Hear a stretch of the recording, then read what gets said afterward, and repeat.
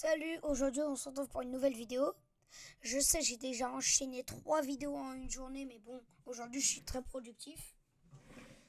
Aujourd'hui, on va revenir sur la partie 1 de comment choisir son PC en 2026. Moi, j'avais fait la partie 1 il y a même pas un mois.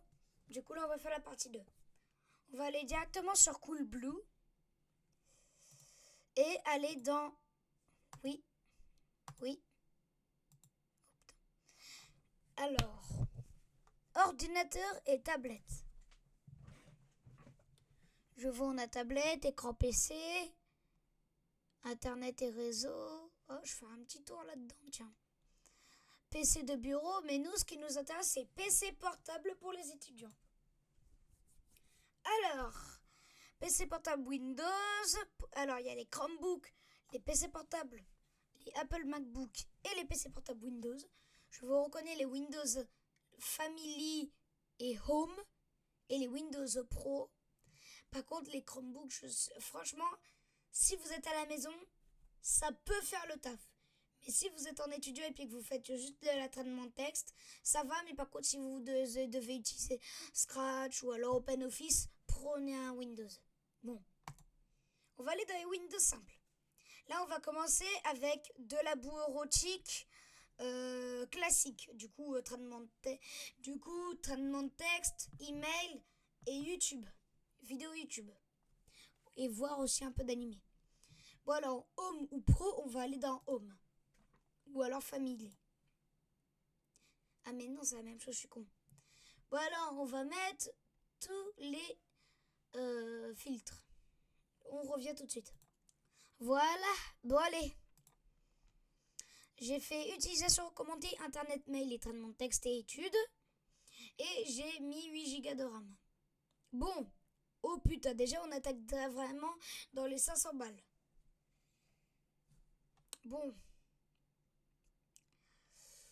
On va en prendre un pas trop cher.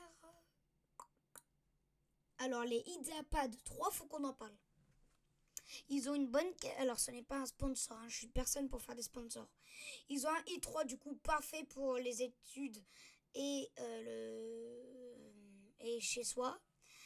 Et vous voyez, le clavier, il est rétroéclairé. AZERTY ou QWERTY, ça dépend dans quel pays vous êtes. Avec une petite webcam, 14 pouces. Et là, on a un i3, 8 Go de RAM et 512 Go de SSD. Bon. Ça, c'est bien. 14 pouces. Écran IPS, Intel UHD graphique, ouais.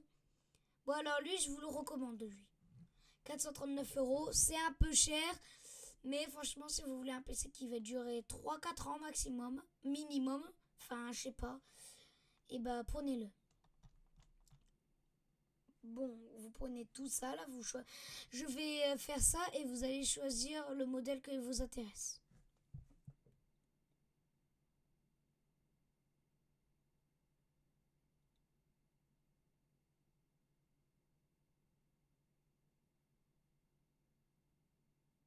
Je touche même pas la souris. Hop là. Bon, maintenant on va passer pour de la bureautique avancée. Du coup, on va... ouais, on garde quand même études. Alors, on va prendre...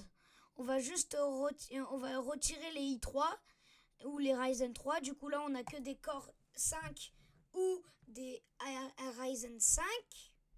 D'accord. Alors...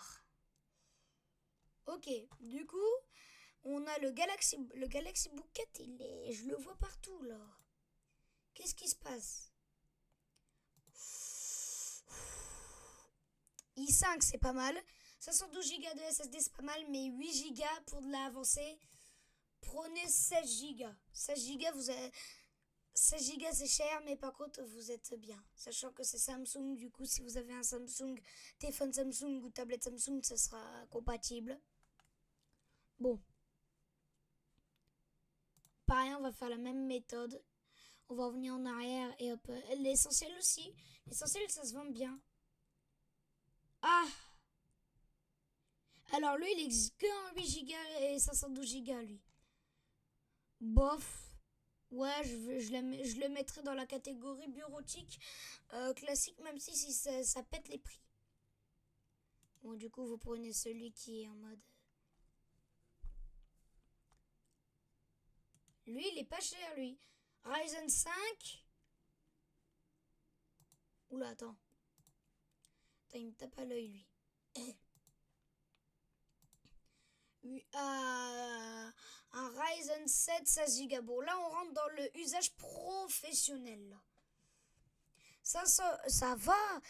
Pour le même, 500 € pour le même prix, t'as un Ryzen 5, 8 Go de RAM et 512 Go SSD. Là, 16 Go de RAM, 512 Go SSD et Ryzen 7, 500 €. Franchement, ça va. En plus de ça, le clavier, il a l'air d'être bien. Bon. Là, on a fait que le pro. On va rentrer maintenant dans le gaming. Du coup, on enlève les 8 Go. On enlève ça. Alors oui, attends. On enlève études. On fait streamer des... Oula. Streamer des films et des séries. Alors, on va mettre que des... Oula. Ok, bon. Ah. Alors, ça charge. Hein. Voilà. Alors, on va mettre...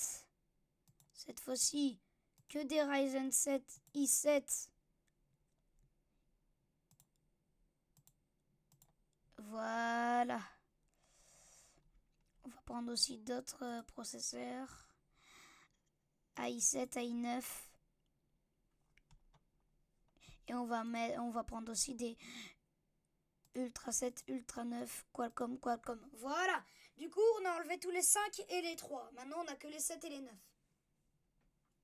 Ensuite, on va prendre 32 Go de RAM. Voilà. On va carte graphique, on va prendre une 4050 ou alors une 5050. Moi perso dans mon PC là j'ai une 4060. Du coup c'est entre la 5050 et la 4050. Voilà. Bon. On n'en a pas beaucoup pour ce prix là, mais aussi on le fait sur un site d'où personne quasiment connaît. On a pour 2000 € le 16 Flip avec une RTX 5050 tactile. Un Ultra 7, franchement ça fait le taf. Un Omnibook 7, du coup il a un Core Ultra 7, une RTX 4050 entrée de gamme à 1750 €.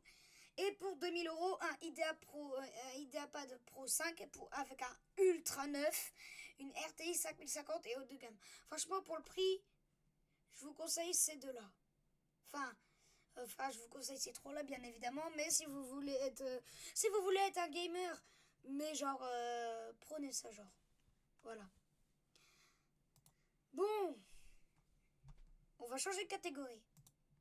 Bon, pendant que notre très cher Nathan est en train de trouver une autre catégorie, nous, on va vous parler des PC portables et des tablettes aux mains géliques.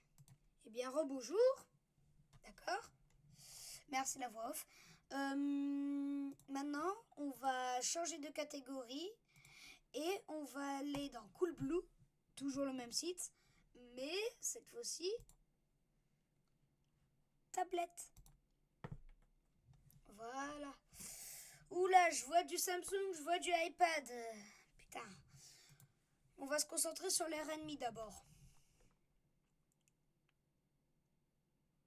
Oh putain, les prix.